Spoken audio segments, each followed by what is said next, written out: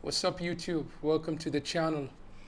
So I was saying a few days ago, I believe if you watch my last update, we were somewhere around this range over here. I think it was the 8th of August. And I was talking about a possible run up. And I gave you three targets to watch for.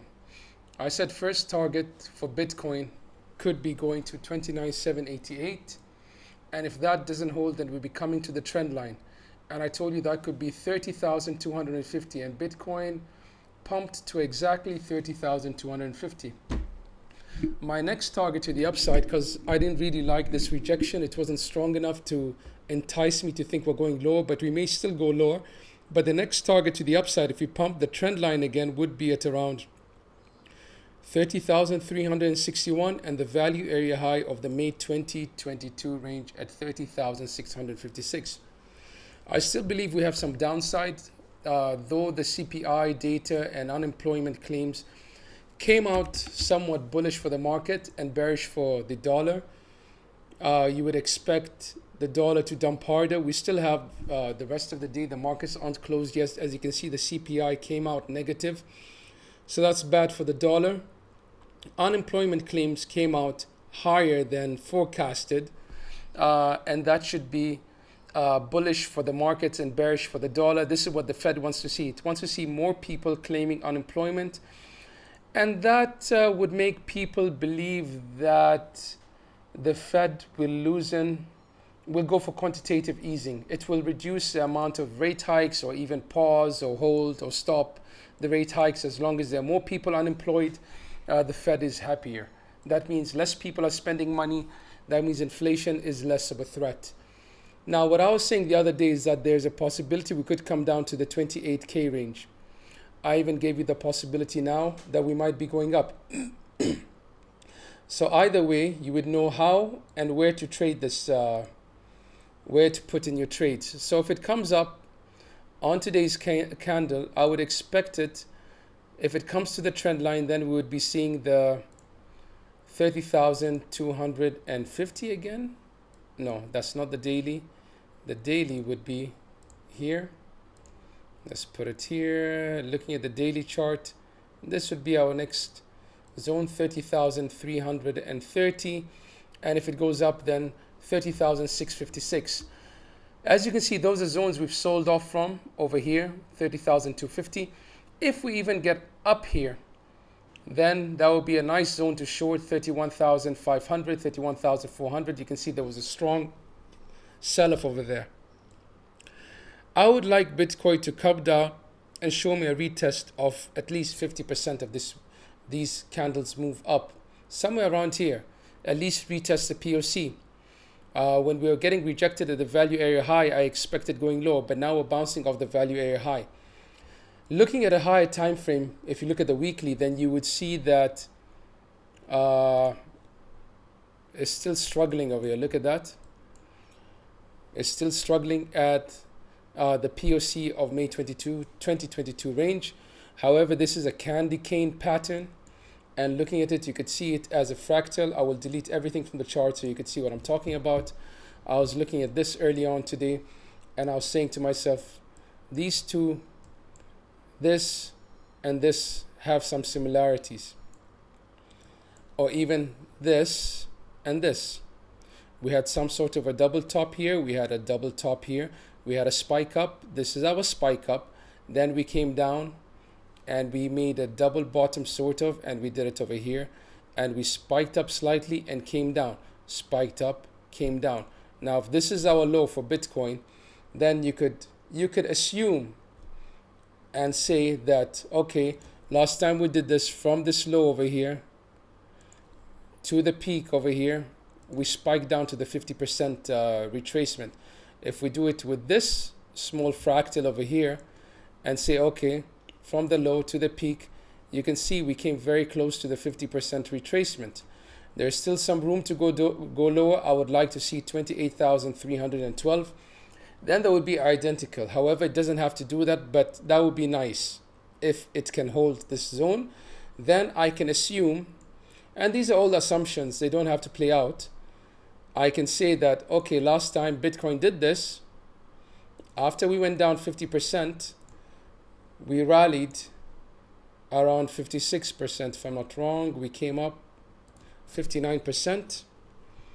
And if you do the same from here and see another 59%,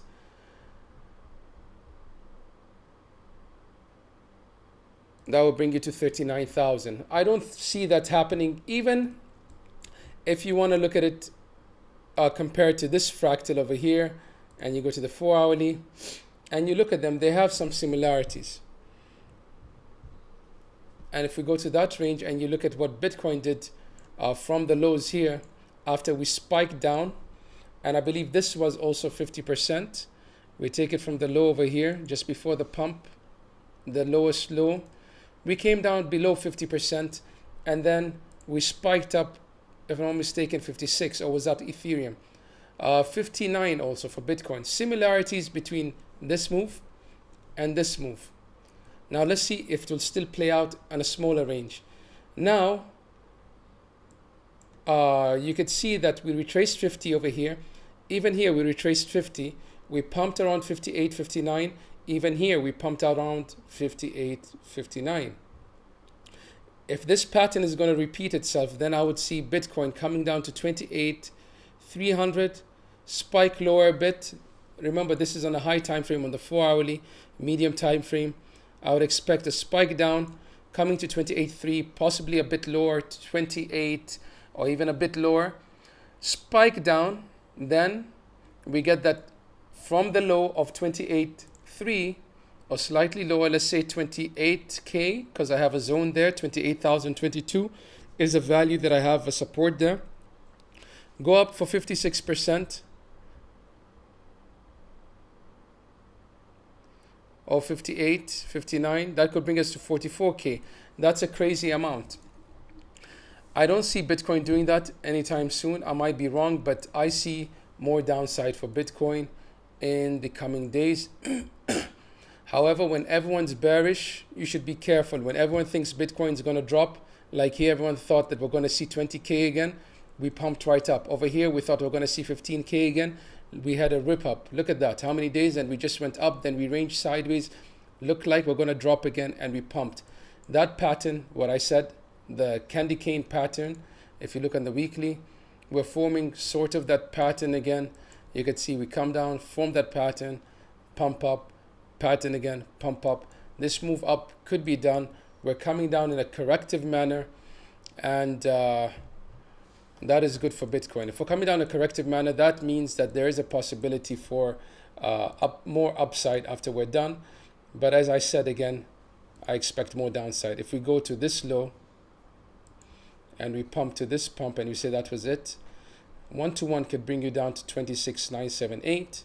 1.618 could bring you down to 24,946. So 27K and 25K roughly could be the next targets for Bitcoin. Just skimming through on the DXY. The DXY has been pulling back. However, with the news, you would expect DXY to annihilate the range and come down hardly, but it didn't do that. We're having some sort of a pin bar, though it's a red candle, but still. But Bitcoin, as predicted, I'm expecting more downside. I might be wrong. Nasdaq is pulling down strongly. Look at that move down. You could see it live on the 4 hourly. We just moved down. Let's look at the 15-minute, how Nasdaq is ranging. Are we holding? Nasdaq needs to get above 15,357 to become bullish again. Dow Jones, looking at the Dow Jones. The Dow Jones has this insufficiency on the 15-minute. The shorter time frames get recovered faster. We had this insufficiency, we recovered it. We had this instant recovery. Now we're having this. We could have an instant recovery. The 50 EMA should be somewhere around here. Let's bring out the indicator and look. Our 50 should be somewhere here. And if we break the 50, then Dow Jones would be in trouble. Let it load up. There we go. Our 50 is right over here. Then when you see this kind of move and you see a stopping volume candle at the high, you see 2 or 3 big candles moving very fast away from the 50, you could trade it towards the 50 EMA 35576. You could trade it all the way to 35360. A nice move from there to there. That's how you trade. You trade into the EMAs if you want to. It's very obvious. That's an obvious trade. S&P 500 ES mini futures. Let's look at what it's holding. It's still holding up, not bad, but you have this insufficiency. Same thing as the Dow Jones.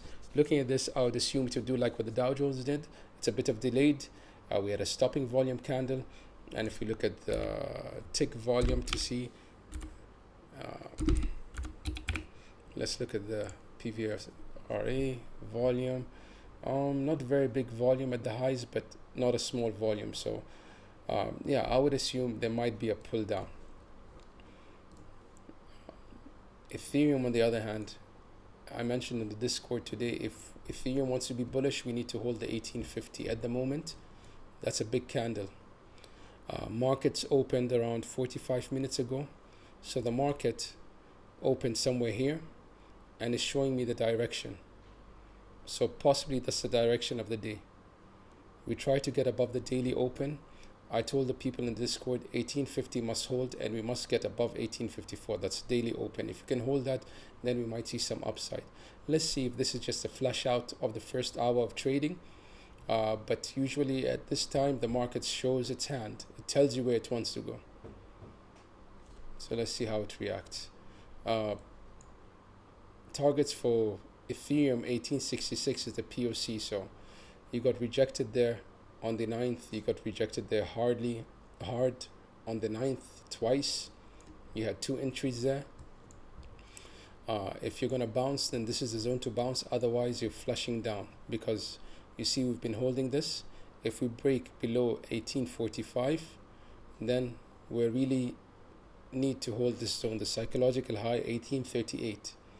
Today's Thursday. It's a midweek reversal, so we might be reversing back into the ranges, which is not abnormal. As you can see, the beginning of the week we spiked up and broke down, looked like we're going to tank, and then towards the end of the week we spiked up and looked like we're going to fly, and now it looks like we're going back to the ranges. We need to hold yesterday's low 1845. Targets for Ethereum to the downside, I still have the targets. I'm looking at the value area low 1794 followed by 1785. If Ethereum can hold these targets, then we're good. Litecoin, I as I mentioned in my last video, I made a video about Litecoin halving. I was saying that after the halving, usually Litecoin tanks, and we were here. This is the third halving for Litecoin, and the last 2 halvings, Litecoin has gone down around 70 to 80%. So I have the line marked out here, Litecoin halving line. Let's see. Let it load up, and then I'm going to measure it, and I'm going to show you the target that Litecoin could get to between now and March. That's for the next 8 months. If it doesn't pump, then for the next 8 months, Litecoin could go down as it did historically. This is not Litecoin. Yeah, this is Litecoin. Historically, Litecoin took 8 months and it dropped 70 to 80%. In between, we had a spike up, which looked very bullish. I'm not sure what was the percentage, but we've done it before. Now,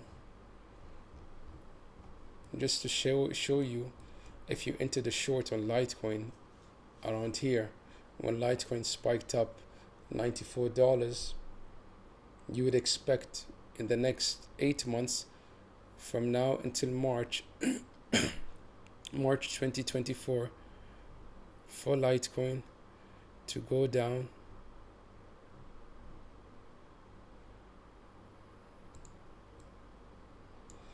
Litecoin to drop between here and March another 70 to 80%. That will bring 70% will bring it down to $28. 80% will bring Litecoin back to $18. So I would say around the $30 range is possible for Litecoin, and if we get there, we're just coming to previous lows. We're coming somewhere to 2020 lows, COVID crash lows. So just be careful. Yeah, Litecoin. This was This was an indication that we're about to dump. Very high tick volume at the highs. Well, it looked bullish, but and then you had a blue candle stopping volume, and you had another one that didn't take you anywhere, a red candle.